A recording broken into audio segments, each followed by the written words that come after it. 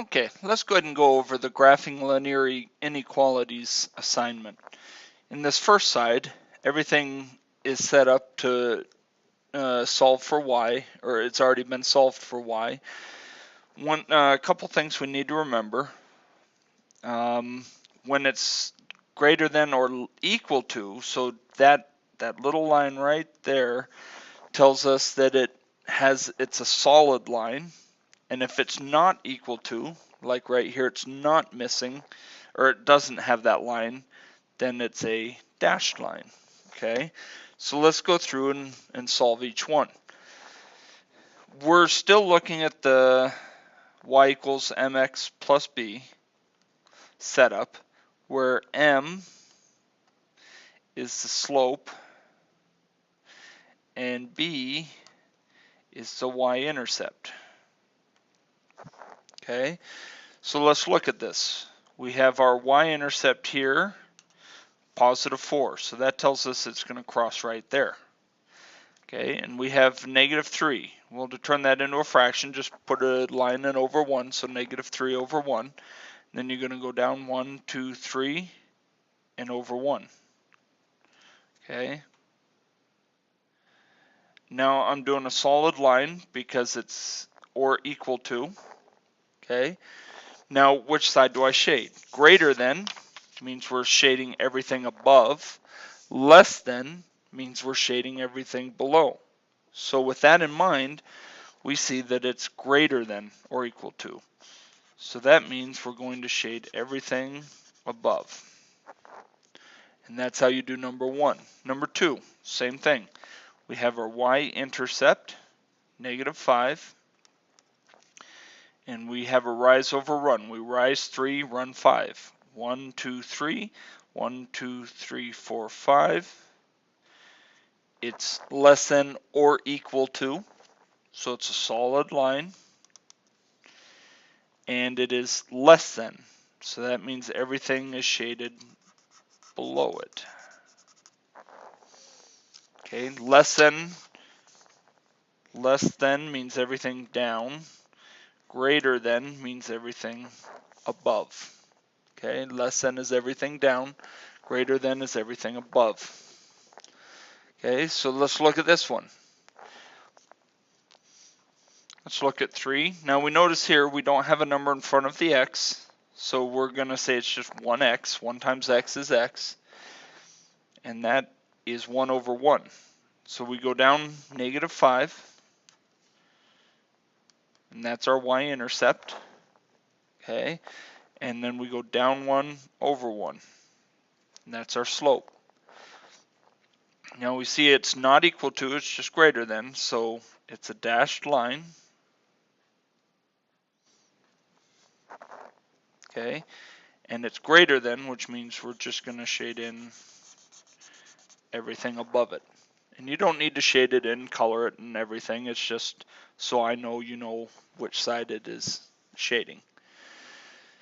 Okay, now this one says y is greater than 4, so what are we missing? We're currently missing the x. That tells us that there's no x-intercept at all. It's not going to cross this x line at all. It's just going to be at negative 4 right here. And it's a dashed line like that. Now how do I know that? Well, if there's no x, then we could say y is greater than 0x minus 4. There we have our slope. And so from the negative 4, we rise 0 plus 1, rise 0 plus 1, and so on. Okay? Now it's greater than, so that means everything up here is shaded in. Okay? Number 5. We have our y-intercept of negative 5. And we draw a line, put a 1, and we'll go up 2 and over 1. And it's a dashed line.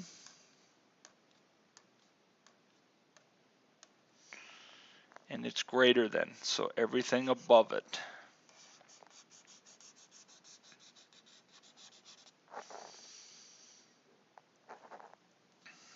Okay. Number 6, our y-intercept is a positive 2. And we have rise 4 and over 7. Well, we can't rise 4. In a situation like that, what you need to do is just put a negative by both numbers. A negative divided by a negative is a positive, so we didn't change anything. So now we're going to go down 7. 1, 2, 3, 4, 5, 6, 7. And negative 4. 1, 2, 3, 4. And it's greater than or equal to. So it's a solid line. And greater than means we're shading everything above it. So sometimes it's okay to put a negative as long as you do it to both sides. Now if we turn it over, this is where we start running into trickier problems. Okay, here we have x. Do we have any kind of y at all in that equation? And the answer is no. If there's no y, that means it will not cross the y-axis. So we find negative 5, and it's a dashed line.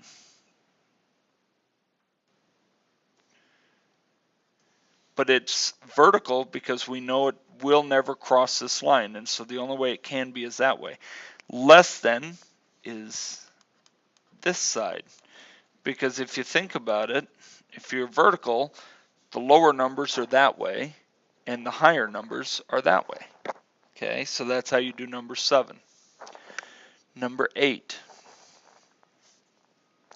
Our y-intercept is negative 4. And we rise 4, go over 3. 1, 2, 3, 4, over 3, and there we are. It's a solid line because it has the equal to right there.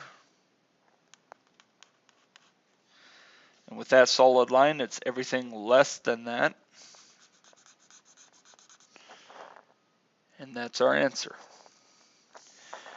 Number 9 looks very different. This is in standard form. And that means we have to solve for y.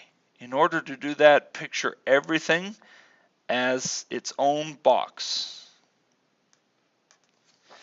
With everything as its own box, then we look at it and say, okay, can we combine these? And the answer is no, we can't. We have x's here, we have y's here, and we have numbers here. None of those can be combined. So now we need to get the y by itself, because that's what we're used to up here. We're used to just y by itself.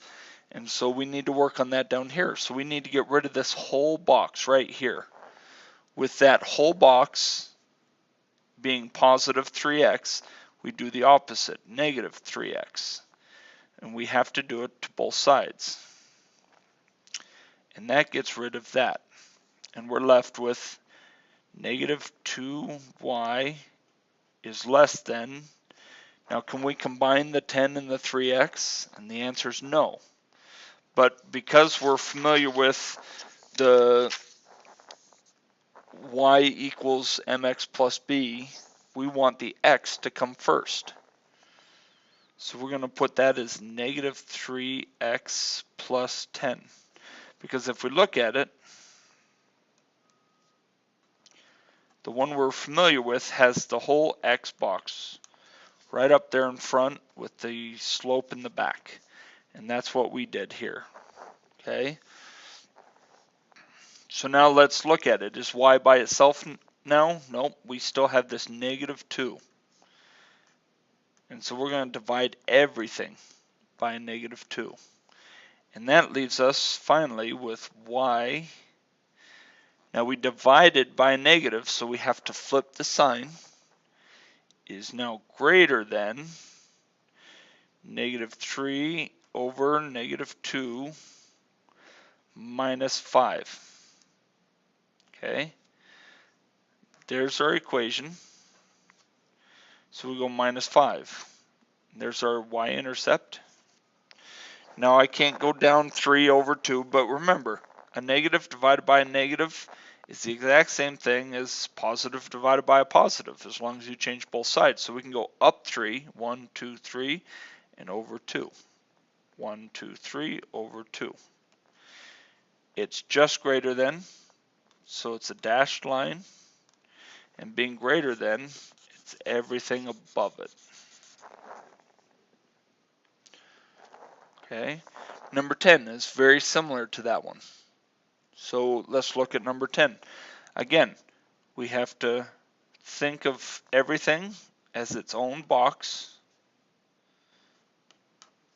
and we have to get the y box completely alone.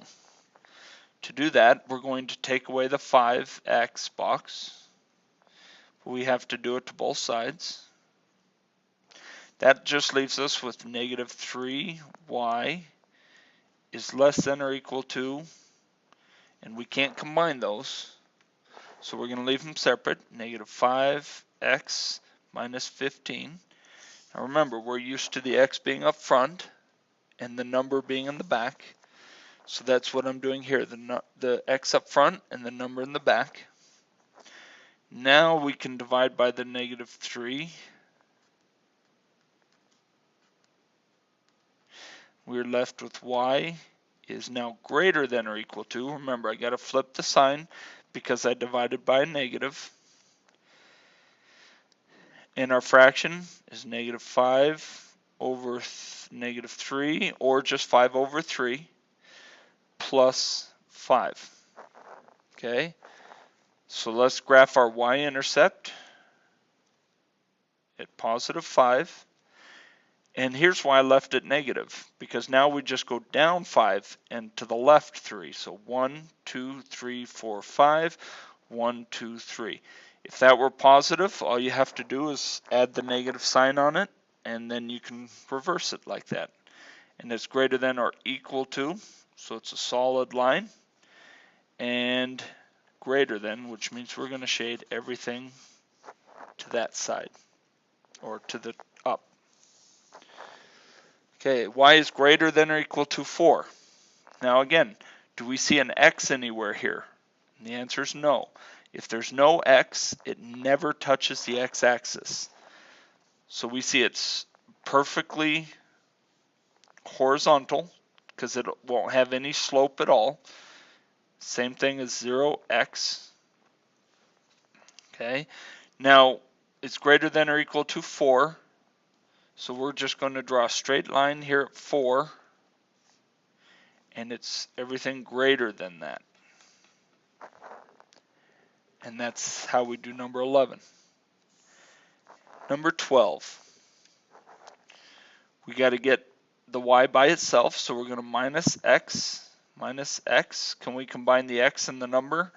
The answer is no, so we are left with negative y is greater than negative x plus 2. I'm going to divide by a negative 1 to get rid of that negative. Or you just simply go through and change all the signs. Now when you do that, you're left with y, and you have to flip the sign, is less than x minus 2. That's the same thing as 1x, so 1 over 1. Our y-intercept is at negative 2. We'll go up 1 over 1, up 1 over 1, and it's greater than, not equal to, so it's a dashed line, and it is everything above that line. So I know these can get confusing. The goal is to just graph them like you're familiar with, and then figure out the greater than or less than. Greater than means it's above, less than means it's below. I hope that helps.